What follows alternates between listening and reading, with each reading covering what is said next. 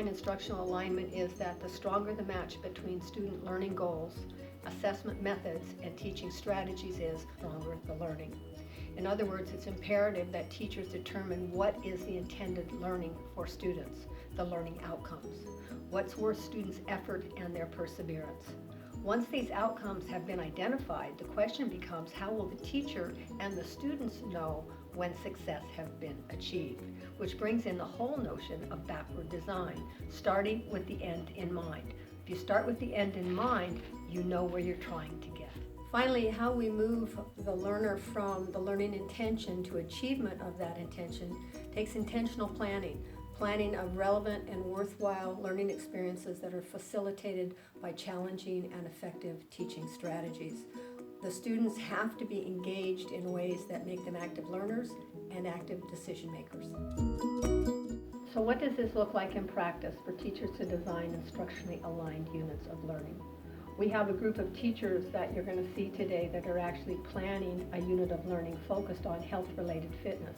The reason they chose this topic is they really would like students to improve either their health-related or their performance-related fitness. So these teachers are working through the process of designing an instructionally aligned unit of learning.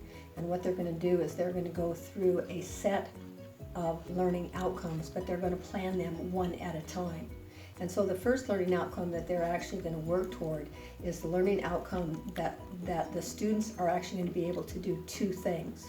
First of all, they're going to be able to assess and analyze their own personal fitness data. In other words, they've already collected the data, now they have to be able to analyze and assess it.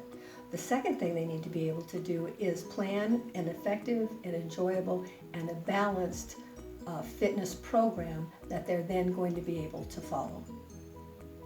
So while step number 2, while it may sound a little bit repetitive, the whole idea again is that match between the outcome and the assessment. So what's going to happen in this assessment for these students is they're going to be able to take their fitness results, they are going to analyze them, and as a result of analyzing them, they're going to be able to design a fitness program for themselves. They're going to be able to select the activity they want to use. They're going to be able to take the steps to design something that's exciting and challenging for themselves and is a balanced way for them to actually begin to achieve and work towards physical fitness. Okay.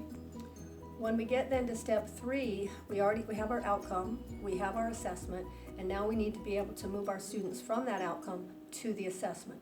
And so what the teachers will do is they're going to design a set of learning experiences that are facilitated by some effective teaching strategies. We're not going to go through everything these teachers came up with, but we will go through a couple of them for you. The key is the learning experience, in other words, what students will do, and then the teaching strategies, what the teacher will do to facilitate that learning experience. So let me take you through a couple of the examples that these teachers came up with. The first learning experience is actually a set of learning experiences that will take place over a number of lessons. And the whole idea is to provide what you might think of as taster sessions. And these taster sessions are to help students identify activities that might be most appropriate to help them develop their health-related fitness concepts, whether that be muscular endurance, flexibility, cardiovascular. So they would experience activities, whether it's walking, jogging, kickboxing, Tai Chi, different activities to let them learn about the different principles of health-related fitness. Okay. So the second learning experience that the teachers have designed is again a set of learning experiences. The first was focused on health-related fitness. The second one is going to focus on performance-based fitness. And so again, it's going to involve a series of taster sessions where the students are going to experience a number of activities that allow them to work on principles of performance-based fitness, like agility, like power, like reaction time, like coordination. And so the activities that they experience will allow them to understand these different principles. The final learning experience example that the teachers have designed is one where the students are going to be working in small groups, and they're grouped by like activity. So it may be a group interested in aquatics, it may be a group interested in cycling. So for example, the cycling group would work together to first determine what is our fitness level right now in cycling. So they would get their cycling assessment data for their fitness level. They would then analyze it, and they would begin to set goals, so small goals on how they might improve. They then would participate in various activities, remeasure, see where they are in terms of achieving their goals. So they set small steps and try to progress in terms of improving their fitness level. Working in a group allows them to give feedback to each other as well as receive feedback from the teacher. So in conclusion, what should it look like after you've finished designing and delivering instruction? Tell students what you want them to learn, why it's important, and help them understand how it applies to their lives. 2, teach them what you told them they were going to learn and let them practice it in exciting and challenging ways, having the opportunity to be engaged and thoughtful learners.